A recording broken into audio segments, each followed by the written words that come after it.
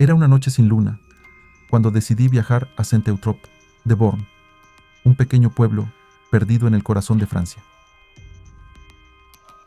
La historia de este lugar me había llamado la atención desde que escuché los rumores sobre las prácticas de brujería que se llevaban a cabo en sus bosques. Como investigador de lo paranormal, me sentí obligado a descubrir la verdad detrás de las leyendas. Llegué al anochecer, y el aire pesado y denso parecía cargado de un mal presentimiento. Los aldeanos me miraban con recelo, susurrando entre ellos mientras pasaba. No me importó. Estaba acostumbrado a esa reacción.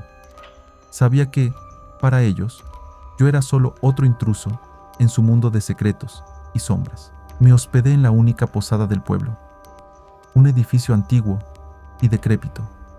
La dueña, una anciana de mirada vacía y voz temblorosa, me entregó la llave de mi habitación sin pronunciar una sola palabra.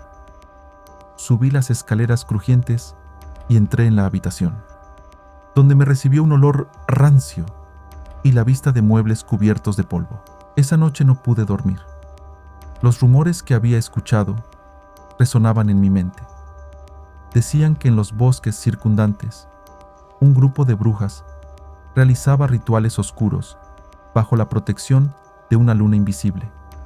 Los gritos de las víctimas podían oírse en el viento, y aquellos que se adentraban demasiado en el bosque nunca regresaban. Decidido a llegar al fondo del misterio, al amanecer me adentré en el bosque. La niebla era espesa y parecía envolverme como una mortaja. Cada crujido de las hojas bajo mis pies y cada sombra que se movía entre los árboles aumentaba mi tensión. Sentía que alguien me observaba. De repente, me encontré en un claro. En el centro, un círculo de piedras negras rodeaba un altar cubierto de símbolos arcanos.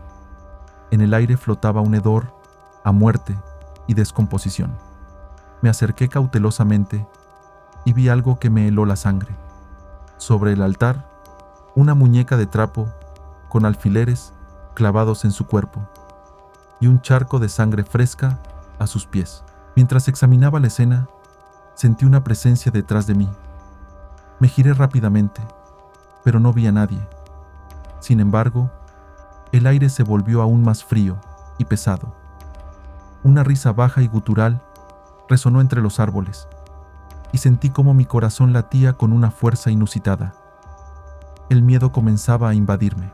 Decidí regresar al pueblo, pero el camino parecía interminable. Los árboles parecían moverse, cambiando de lugar, como si intentaran atraparme en su abrazo sombrío.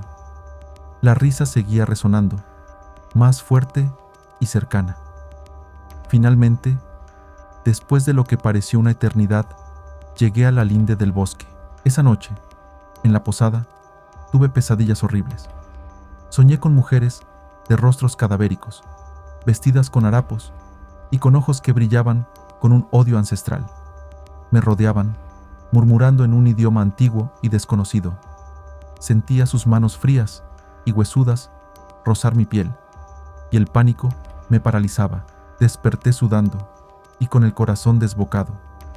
Sabía que no podría quedarme allí más tiempo. Algo en el bosque me había marcado, y podía sentir su influencia oscura en cada rincón de la posada.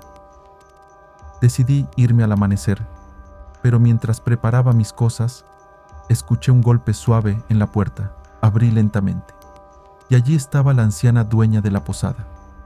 Su rostro estaba más pálido que nunca, y sus ojos eran dos pozos de oscuridad.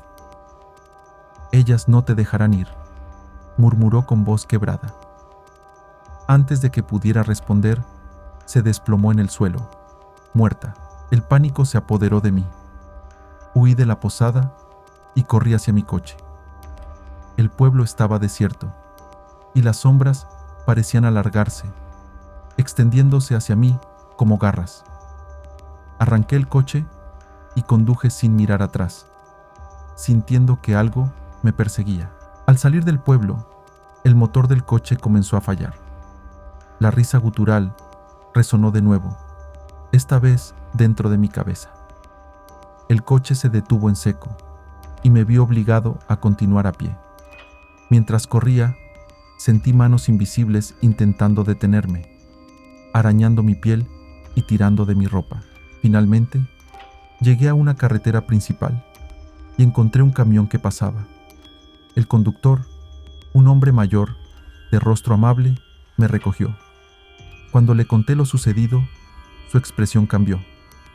Saint-Eutrope-de-Born es un lugar maldito, dijo en voz baja. Nadie debería ir allí. Desde ese día, nunca volví a investigar casos de brujería. Saint-Eutrope-de-Born había dejado una marca imborrable en mi alma. A veces, en la oscuridad de la noche, aún puedo escuchar esa risa gutural y sentir el frío de aquellas manos espectrales. Y sé que, de alguna manera, ellas siguen vigilándome, esperando el momento adecuado para reclamarme.